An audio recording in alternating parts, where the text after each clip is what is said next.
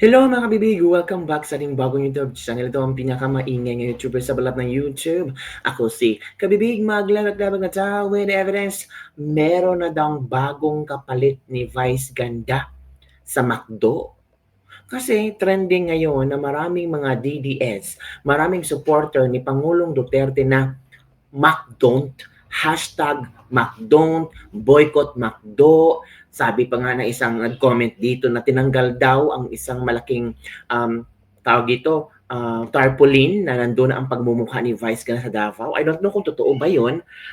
Humina daw ang kita ng McDo sa Mindanao.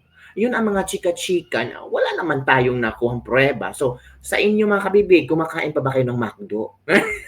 Naku mga kabibig, na-intriga na naman ang mga netizens kasi ang McDonald's Philippines ay naglabas ng bagong mukha. Sabi nila, baka ito na ang kapalit ni Vice Ganda. Para matabunan ang issue ni Vice Ganda, dapat may angking ganda talaga ang ipapalit ni Vice Ganda. At ito pa, Attorney Vic Rodriguez nanawaga na i-boycott si Vice Ganda at yung McDonald's. Nako, grabe.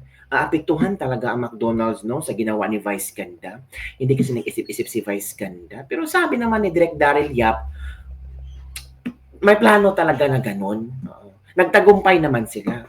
Pero ang problema ngayon, nagtagumpay nga sila na gisingin ang mga tao, pero iba yung paggising sa mga tao, hatred para kay Vice Ganda. So yung epekto is very negative towards Vice Ganda. O, ito na, sino kaya itong bagong mukha na papalit kay Vice Ganda sa McDonald's? Sabi nila, sana maganda, hindi yung pilit ang ganda. Uy, kayo talaga, huwag kayong ganyan. Sino kaya ito, oy? Tingnan na natin mga kabibig ha. Meron kasi dito, yan mga kabibig, Sino kaya ito, no? Itong bagong 8:15, 12 noon. So, nailabas na ito. Sino kaya ang bagong ganda? Naku po mga kabibig, hanapin natin na sa McDonald's. Baka, yan Sino kaya ito kabibig, no? Naku po. Madami ang nag-share at nag-like. Naghanapin natin kung sino ba ito sa McDonald's Philippines. Ay! Ito pala. Si Heart Evangelista pala yun. Si Heart Evangelista ang bagong endorser ng McDo. Nako po. Siya na ba ang pumalit kay Vice Ganda? Nako, yan mga kabibig, Meron pa bang pagmumukha ni Vice Ganda dito sa McDonald's? Parang tinanggal. Tinanggal, no? Wala, no? Nagtanggal sila. Parang tinanggal ang pagmumukha ni Vice Ganda. At ang pinalit ay ang pinalit ng McDonald's Philippines ay no other than Heart Evangelista. Nako! Sasakit na naman ang ngipin ni Vice.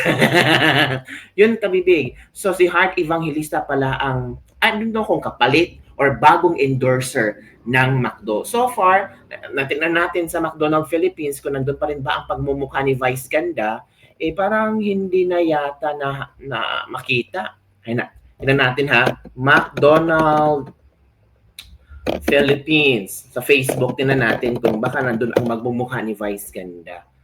So far, natin ha, wala mga kabibig. Wala mga kabibig. Walang pagmumukha ni Vice Ganda. Yan, So sabi dito, McDonald's na natiling matatag sa likod ng kailang endorser na si Vice Ganda.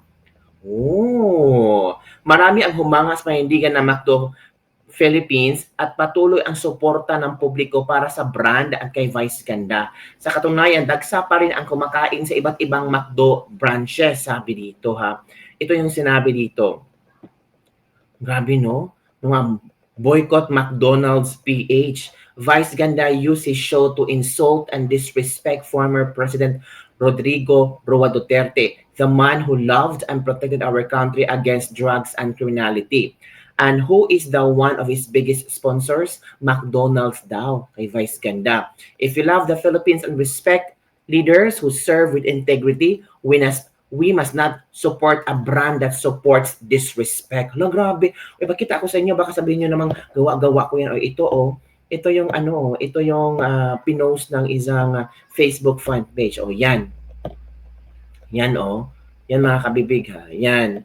So, I don't know kung naglabas na ba ng statement ang McDonald's single dito, but meron silang bagong endorser in the face of Heart Evangelista na may tunay na ganda. Oh, eto na kabibig. Si Atty. Vic Rodriguez ay talagang sumabog sa galit sa ginawa ni Vice Ganda. So, eto kabibig ang statement ni Atty. Vic Rodriguez hinggil sa issue na ito ni Vice Ganda. Makinig tayo kabibig ha kung ano kaya ang iyong statement. Makinig tayo. Pamagat, i-boycott. I-boycott po natin ang McDonald's. Ooh. Magsakripisyo po tayo. Ala. Nananawagan po ako sa lahat po ng mga membro, kabahagi, supporter, Ala, follower, nawagan mahakbang na. ng maisdug sa Pilipinas at sa labas ng bansa. Ala. Sa inyong mga pamilya. Nananawagan po ako sa lahat ng mga katulad kong diehard Duterte supporter or DDS. Nananawagan po ako sa lahat ng taga Mindanao. Ala. Nananawagan po ako sa lahat ng taga Visayas. Laga. Nananawagan po ako sa lahat ng taga Luzon. Nananawagan po ako higit sa mga taga Davao City. I-boycott po natin ang McDonald's at ang lahat ng programa ni Vice Ganda. Ala. Iparamdam natin ang galit at hagupit ng mga mamamayang Pilipino. Ala. Sumosobra na ang kayabangan at kapastusan nito. Kinukutya si Tatay Digong na nakakulong doon sa The Hague, hindi dahil siya may warrant of arrest, hindi dahil siya may kaso, hanggang ngayon wala siyang kaso, kundi dahil sa patuloy na political persecution ng kasalukuyang administrasyon. Correct. Tuwang-tuwa si Vice Ganda. Ala. Tuwang-tuwa. Iparamdam natin, boycott po natin ang McDonald's. Kunting sakripisyo. Hindi naman po ito kalabisan. Hindi ko sinasabing wag na kayong mag-hamburger. Hindi ko sinasabing wag na kayong mag-fried chicken. Hindi ko sinasabing wag na kayong mag-sundae. Hindi o, pwede. Wag lang ang McDonald's. McDonald's po tayo. McDonald's. Doon muna tayo sa sariling atin. Tulungan natin. Jollibee. Wala akong endorsement sa akin ng Jollibee. Ha? Kanya lang, diretsuhin natin itong si Vice Ganda. Bastos eh. Ala. Masyado mong kinutya si Tatay Digong, si Pangulong Duterte. Oh. Ito, boycottin natin. Mag-Jollibee ho kayo. Mag-undox po kayo. Sariling atin yan. Hindi ko rin po kilala yung mga may-ari niyan. Bagamat sila kilala tanyag. Diyan po muna tayo sa Davao City, Waxis. Hala. Yung mga anak ko, paliwanagan lang natin yung ating mga anak. Ano, meron pa namang meron pa naman tayong marami pa naman ho tayong mga other options eh. Di ba? Andiyan ang Jollibee, nandiyan ang Andox, nandiyan yung Waxis. Sabi ko nga sa inyo, pakitain natin yung pinakamalapit na bakery. Bili po tayong pandesal. Palamanan na lang natin. Di ba? O yung medyo sahod po ngayon, gusto nyo lumabas, magbabarkada, pamilya, iwas po tayo sa Jollibee. Iwas. Dito po muna, yung may kaya ng may konting sobra, ako ho kasi kumakain ako doon, yung Shake Shack, masarap po doon. Medyo may presyo, pero kaysa naman McDonald's. Diba? Pinastuso si Tatay Digong. Magsakripisyo po tayo. Lahat po nang nasa Davao City. At by the way, meron pong magaganap na isang malaking event dyan po sa Davao sa darating na Biyernes. Hindi po ngayon, ito po ay sa August 22, 5 p.m. Pakita ko lang po lahat po ng nasa Davao City at mga karatig lugar dyan po sa Mindanao. Meron palang ganun. Po kayo. No, yung Free Duterte. Free Duterte. Okay. Sumuporta po kayo. At bahagi po ng suporta ninyo rito, next Friday po ito, August 22, 5 p.m. Friday sa Davao Global Township. 5 buwan, isang sigaw, Free Duterte. At bahagi po niyan, habang papalapit ang araw na yan, tis po muna tayo. Sakripisyo. Boycott po natin ang McDonald's. Kaya po niya yun.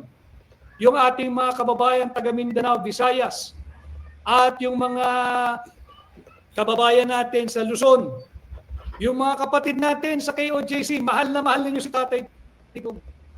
Yung mga kaibigan natin sa Iglesia ni Cristo, ginastos si Senador Dante Marcoleta ni Vice Correct. Ganda.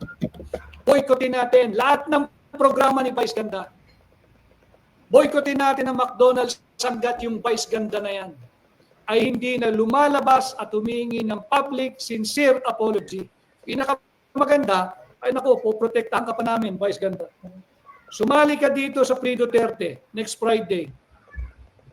Ako mismo sasamahan kita, isi-secure ka namin doon. Magpahayag ka, humingi ka ng patawad, humingi ka ng dispensa, kalilimutan namin lahat ito. Pero hanggat hindi mo ginagawa yung paghingi ng public apology, boycott po tayo. McDonald's. No? Ito po yung next Friday, August 22, 5 p.m. Friday, Davao Global Township. 5 buwan, isang sigaw, free Duterte. At habang tayo sumisigaw, boycott Vice Ganda, boycott McDonald's. Naku At po. po yan, mayroon pong mag-message dito. McDonald's and unfollow Vice Ganda. Pwede rin po yan. Unfollow natin, iparamdam natin ang galit, hinagpis at hagupit ng mamamayang Pilipino dahil bastos ka. Bastos ka. Walang mapupulot na matino sa iyo ang mga kabataan. Hindi ka dapat tularan, hindi ka dapat hangaan. Bakit ka ba galit na galit kay Tatay Digong? Dahil linabanan niya ang illegal na droga, Vice Ganda. Diyan ka ba nagagalit? Sa polisiya ni Pangulong Duterte na labanan ng illegal na droga? Bastos ka. Bastos ka. Boycottin po natin yan. Luzon, Visayas, Mindanao. Yung ating mga kasamang KOJC, boycottin natin ang McDonald's. Tiis po tayo. Kung talagang mahal natin si Tatay Digong, mas mahirap po ang katayuan ni Tatay Digong. Mag-isa, pinagkanulo ng sarili niyang gobyerno, nakapiit, wala namang sala, wala namang warrant of arrest, hindi makakain ng tama, walang pagkain Pilipino, at tiyak, wala pong McDonald's doon. Mas madali po yung ating sakripisyo. Boycott po natin ang McDonald's at lahat ng programa ni Vice Ganda. Hanggat hindi siya inaalis na endorser. Happy compromise. Di magpunta siya sa Davao sa darating na Friday, humingi siya ng patawad sa buong mundo kung saan may Pilipino. Maaari natin kalimutan. Pero kung walang public apology na sincero, wala. Boycott po natin ng McDonald's si Vice Ganda. At yung kanya mga palabas, huwag po tayong matakot. Ganun talaga eh. Ganun po talaga makipaglaban. At para hindi po kayo malito, nananawagan din po ako sa lahat ng mga Pilipino sa labas naman po ng bansa. Meron pong gaganapin din na sa September 20 and 21 po tayo, September 20 and 21, ganun din iba po yung next Friday sa Davao. Ito po ay gagawin sa The Hague, Netherlands. O baka pwede rin magpunta si Vice Ganda. Hindi ka ba napunta roon sa The Hague? Well, welcome ka din doon. Sumama ka dito. September 20, Freedom March. Freedom March. At September 21, Convergence Day. Dyan po sa The Hague. I-screenshot nyo na lang po ito. Hindi nyo makabibigas mga OFW natin. Ito po ay sa pangunguna din ng Maisog International na akin pong tinatawagan at pinakikiusapan. Boycott po natin si Vice Ganda at ang McDonald's. Sa loob at labas ng Pilipinas. Ito po yung sa September 20 and 21. Ang maaari pong kontakin dyan ay yung ating kasama coordinator po ng Hakbang ng Maisog International, si Ginoong Ben Repol.